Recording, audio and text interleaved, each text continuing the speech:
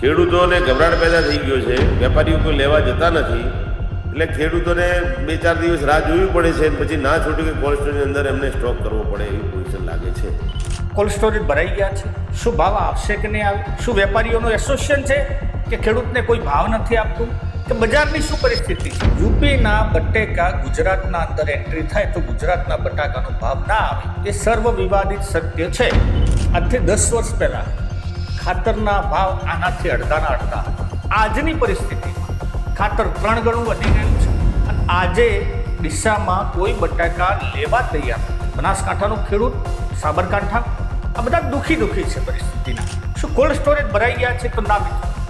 આજની તારીખ એટલે કે 27મી ફેબ્રુઆરી એ દિવસ સુધીમાં માંડ આખા કોલ્ડ સ્ટોરેજમાં 50% બટેકા ભરાવાની સંભાવના સેવાની છે. ગયા વર્ષે 3,45,00,000 પેકેટ આપણે ઉત્પાદન સુધી પહોંચ્યા હતા. આ વર્ષે એમનો અંદાજ છે કે ભાઈ 3,80,00,000 પેકેટ આપણે આ વર્ષે ડીસાના અંદર માલ સંગ્રહ શક્તિ થશે. પરંતુ સત્ય આંકડા થોડાક અલગ છે જે ખેડૂતોએ સમજવાની જરૂર છે. ખેડૂત મિત્રો,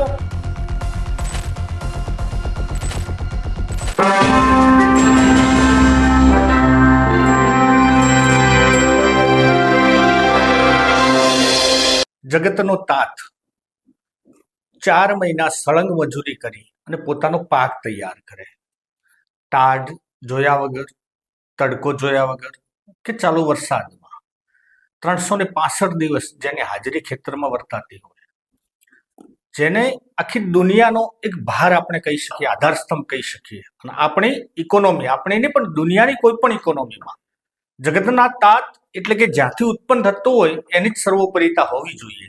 પરંતુ ખબર નહીં ક્યાં કુદરત રૂઠી છે કે કોઈ પણ સરકારની પોલિસીઓ, પરંતુ આ જગતનો તાત દિવસે ને દિવસે બહુ દુઃખી થાય છે. ઘણા આખી સિઝન જેને પોતાના બાળકની જેમ ઉછેરી હોય, જેને એ માલ, એ પાક, એ મોલ એને જતન કરીને તૈયાર કર્યું હોય, જ્યારે વેચવા જાય ત્યારે એનો ભાવ ના આવે. છેલ્લા કેટલાય સમયથી દરેક પાકોની પરિસ્થિતિ આ મુજબની છે. ખાતર, બિયારણ, મજૂરીના ભાવ વધે જાય છે અને જ્યારે ઉત્પાદનનો સમય આવે, ભાવ એને લેવાનો આવે ત્યારે સરવાળે એના હાથમાં કંઈ આવતું નથી. મિત્રો, બટાકાની પરિસ્થિતિ પણ આ મુજબની છે. અત્યારે બટાકાની પરિસ્થિતિ બિલકુલ નંખાઈ ગયેલી પરિસ્થિતિમાં આવીને ઊભી છે. એનો ભાવ નથી, કોઈ લેવા તૈયાર નથી. ખેડૂતને મનમાં પ્રશ્ન ઉઠે છે કે શું છે હકીકત? કારણ કે એ દરેક પરિસ્થિતિથી તો વાકેફ હોતો નથી.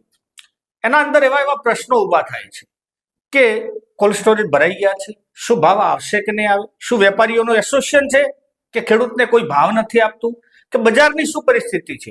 શું યુપી અથવા બંગાળની પરિસ્થિતિ છે? બધું જ આજના વિડીયોમાં એના મનમાં ઉભવતા પ્રશ્નોનો આપણે જવાબ આપવાનો પ્રયત્ન કરીએ છીએ. નમસ્કાર, હું છું રમેશ ચૌધરી ને આપ નિહાળી રહ્યા છો ષડયંત્ર.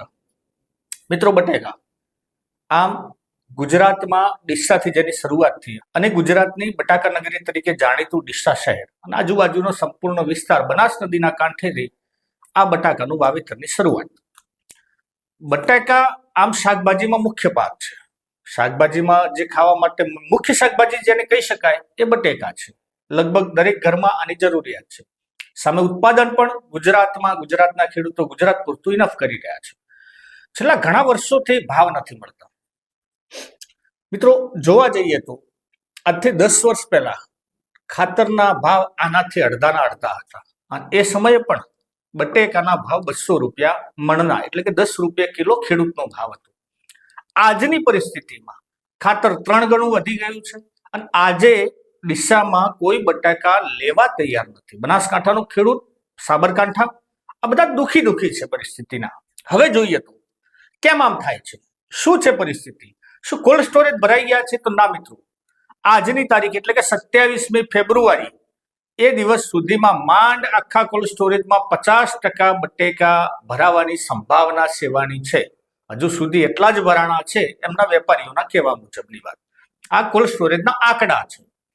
બીજી વસ્તુ કે મિત્રો, ગયા વર્ષે 3,45,00,000 પેકેટ આપણે ઉત્પાદન સુધી પહોંચ્યા હતા. એના અંદર CIPC એટલે કે પ્રોસેસિંગ વેરાયટી પણ આવી જાય, જે કંપનીઓના આપણે કોન્ટ્રાક્ટ વાઈએ છીએ પણ, અને ખાવાનું બટાકું એટલે કે જે આ રાશનનું આપણું ચાલુ બટાકું છે એ પણ આવી જાય. એની સરખામણીમાં આ વર્ષે એમનો અંદાજ છે કે ભાઈ 3 કરોડ ને 80 લાખ પેકેટ આપણે આ વર્ષે ડીસાના અંદર માલ સંગ્રહ શક્તિ થશે.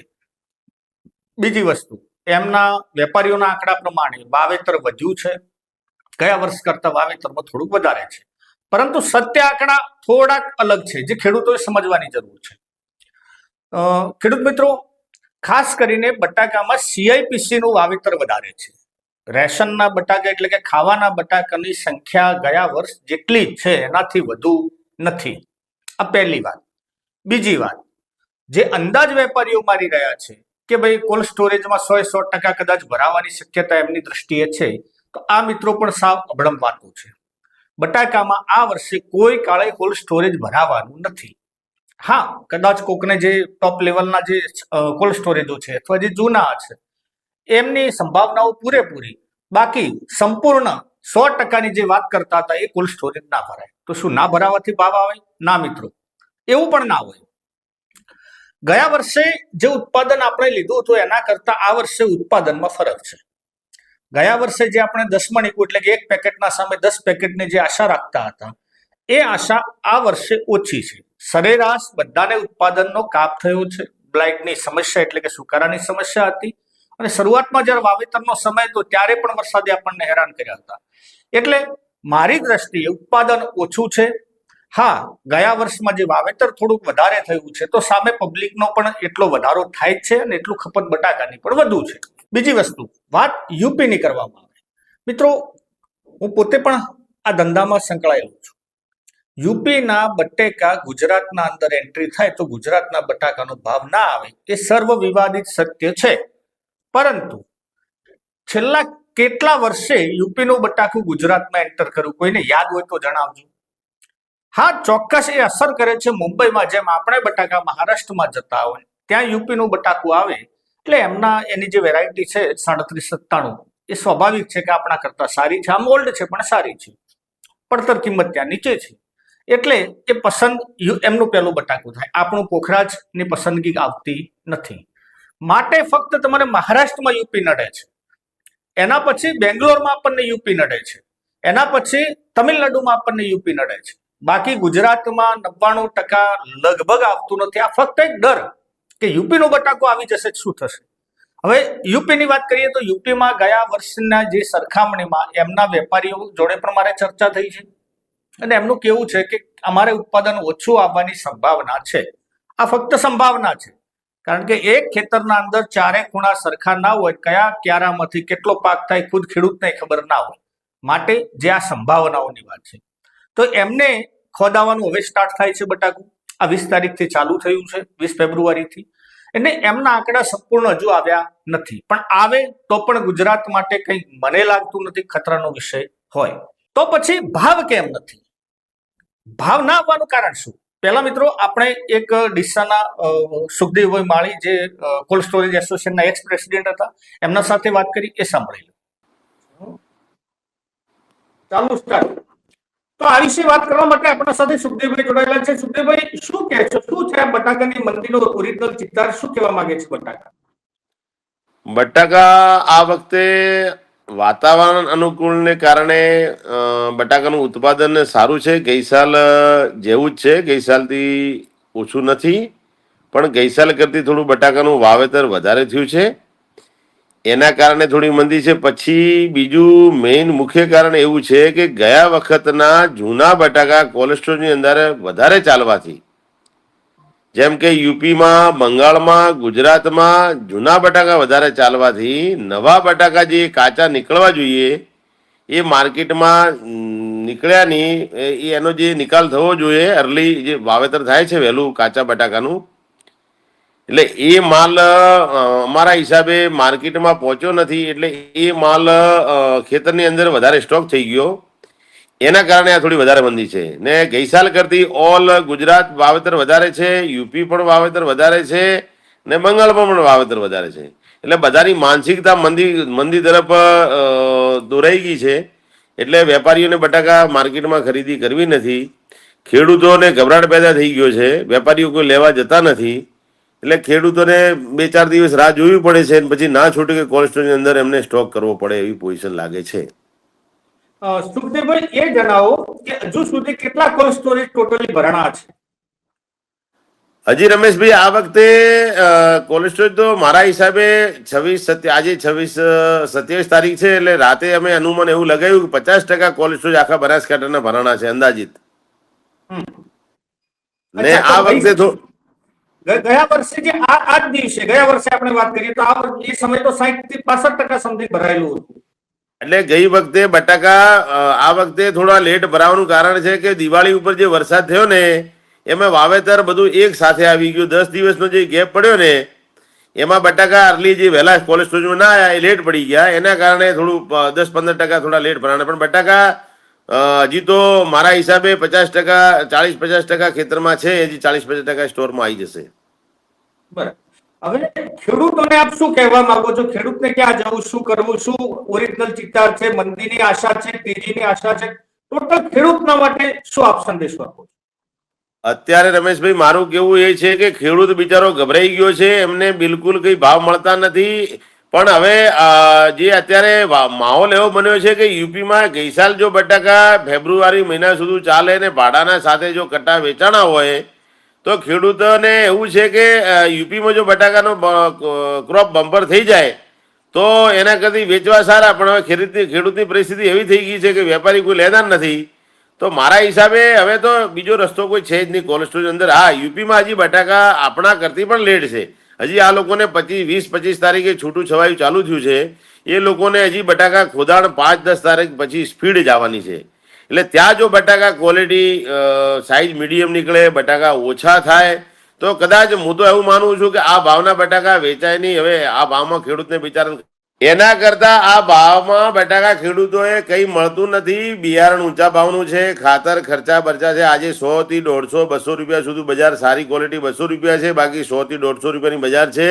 એ ભાવમાં ખેડૂતને પડતર કંઈ થતું નથી. એના કરતી સ્ટોરની અંદર સ્ટોક કરવો જોઈએ. એમાં 10 મહિનાનો ચાન્સ મળે જ છે. ગમે ત્યારે એમને આ ભાવના પૈસા થવાને મને પૂરી શક્યતા લાગે. એનાથી પણ કદાચ વધારે પણ થઈ શકે. એટલે આ એક ગભરાટ પેદા થઈ ગયો છે. કોઈ એક સાથે બટાકાનું વાવેતર ખોદાણું છે, એક સાથે બટાકા ખેતરમાં નીકળ્યા છે એટલે વેપારી પણ ગભરાઈ ગયો છે અને ખેડૂત પણ ગભરાઈ ગયો છે. તો મારા હિસાબે તો મારા મતે આ ભાવમાં બટાકા વેચવા ના જોઈએ ને અંદર સ્ટોરનો અંદર સ્ટોક કરવો જોઈએ. 10 મહિનાની અંદર ગમે ત્યારે ચાન્સ એમને મળી શકશે. સાંભળ્યું ને મિત્રો, આ વેપારીઓની વાત છે.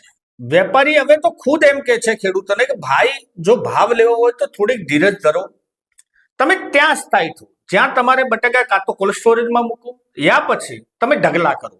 જો મિત્રો પોખરાજ હોય તો આપણી સલાહ ઢગલામાં માનતા નહીં. પોખરાજ નામનું બટાકું આપ વાવતા હોય તો ઢગલો ના થાય, કારણ કે પાણીની માત્રા વધુ છે, શોષાઈ જશે, પાછળથી ભાવ નહીં મળે. પરંતુ જો આપણા કને કોલંબો અથવા બાદશાહ બટેકા હોય તો ફરજિયાત ઢગલામાં જે મજા છે એવી તો કોલ્ડ સ્ટોરેજમાં કદાચ મજા નહીં હોય. આ રહી વાત એક. બીજું, કોલંબો જો આપણા જોડે હોય સીડ પેલો બટાકા તો સ્વાભાવિક છે કે ગયા વર્ષે પણ એના ભાવ 2200 થી 2500 રૂપિયા બેલ્ટી એટલે કે 4 મણનો ભાવ હતું. આ વર્ષે પણ એ ભાવ વધવાની શક્યતા છે. આજે એના ભાવ 200 રૂપિયા આસપાસ ચાલે છે. બાદશાહની વાત કરતા હોય તો 160 થી માંડીને 180 સુધીના ભાવ છે. પોખરાજ જેને લો બોર થાય છે એનો કોઈ ગરાગ નથી, કારણ કે ખેડૂતોના મનમાં ડર પેસી ગયો છે કે વેપારીઓને શું હોય, ભાઈ કોલ્ડ સ્ટોરેજના ઓરિજિનલ વેપારી કોલ્ડ સ્ટોરેજના એમને શું કામ હોય, પોતાનું કોલ્ડ સ્ટોરેજ ભરવાનું છે. હવે જ્યારે તમે હામા પગે નાખવા જાઓ છો અને તમે એમનું કોલ્ડ સ્ટોરેજ ભરો છો તો એ શું કરે, તમારા જોડે ખરીદવા આવે. બીજું, આજે કોઈ ભાવ જ નથી. ભાવ નથી એટલે તમારે 120 રૂપિયા આપવું છે, વેપારીને લેવું છે 120 રૂપિયા, બાજુ વાળો પાછો એમ છે કે મારે 110 આપીને પાર મૂકવું છે. એટલે લો બોરની પરિસ્થિતિ અહીંયા થઈ ગઈ છે.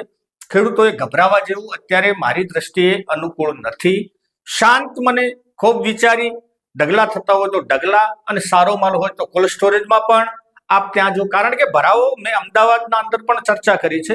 મારે પણ ત્યાં કામ હતું અને ગઈકાલે જ હું ગયો હતો વેપારીઓ જોડે ચર્ચા કરવા માટે. તો એમને પણ આ જ વસ્તુ કીધી કે ભાઈ તમે એટલી બધી હવે ગાડીઓ આવે છે કે અમદાવાદના અંદર 70 ગાડીનો માલ આવી પડતો થાય, કોણ લે આટલા બધા બટેકા? એટલે સરવાળે પીઠા પણ આપણને સાથ આપતા નથી. માટે ખેડૂતોએ લોબોરની પરિસ્થિતિ ના કરવી.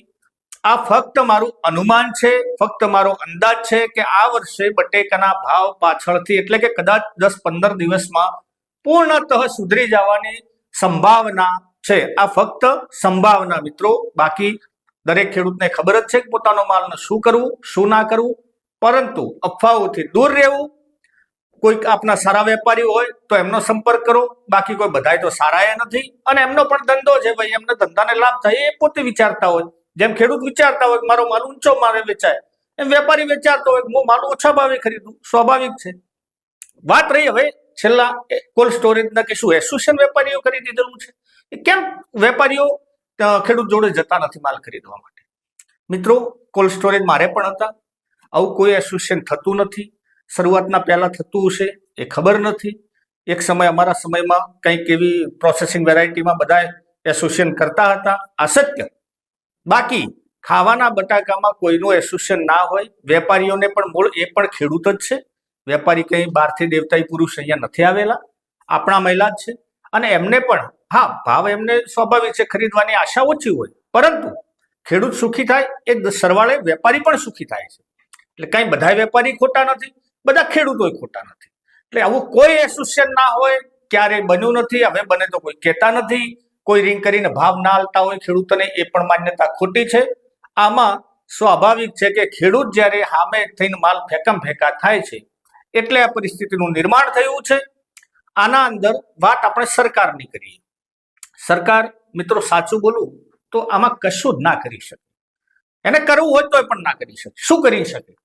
તમારા ખેતરમાં ઢગલા પડ્યા છે એને પૈસા આપવા છે, કે પછી કોલ્ડ સ્ટોરેજમાં તમે મૂકશો એટલે શું કોલ્ડ સ્ટોરેજના જે સબસિડી આપે છે એ શું સરવાળે ખેડૂતને લાભ થાય છે? ના, નથી થતો. બધાને ખબર છે, પોતપોતાની રીતે વેપારીઓ નામ બામ બદલી બધું સેટિંગ કરી નાખે છે, એટલે ત્યાં પણ ના થાય. હા, સરકારની જે મેન પોલિસી હોય ભાઈ ખાતરના અંદરના ભાવ પડતર કિંમત તમારી નીચી લાવે તો સરવાળે ખેડૂતને લાભ થાય. નહીતર આ જગતનો તાતની સમસ્યાઓ દિવસે ને દિવસે વધે છે. બટાકાની પરિસ્થિતિ બહુ ભયંકર છે. સરકારે પણ ક્યાંક એનો રસ્તો કંઈક એવો સૂજે અને કંઈક પગલાં ભરે કે જેથી ડાયરેક્ટ ખેડૂતને એના ખાતામાં કંઈક મળે તો સરવાળે લાભ થાય. નહીતર અત્યારે પરિસ્થિતિ હદથી બહાર વણસેલી છે. માટે ખેડૂત મિત્રો, આ વિડીયો, આ માહિતી જો આપને ગમી હોય તો તમે શું કહેવાય કે વિડીયોને શેર કરો, જેથી દરેક ખેડૂત જાણી શકે કે એની પરિસ્થિતિ શું છે બટાકાની અને અત્યારે શું થવાની સંભાવના છે. આ સાથે એક બીજી પણ વાત કરી દઉં મિત્રો, કે અમે સોશિયલ મીડિયાના અલગ અલગ માધ્યમો થકી આપ સાથે જોડાવાનો પ્રયત્ન કરીએ છીએ. એમાં ફેસબુકમાં પણ આપણી ચેનલ છે અને ઇન્સ્ટાગ્રામમાં પણ આપણી ચેનલ છે, જેને ફોલો કરી અને આપ સાચી માહિતી પણ મેળવી શકો છો. અને આવા વિડીયો ગમતા હોય તો વધુમાં વધુ લોકોને શેર કરો, વિડીયોને લાઈક કરો, આપની કોમેન્ટો કરો અને ચેનલને સબસ્ક્રાઇબ કરવાનું ભૂલતા નહીં. જય હિન્દ, જય ભારત.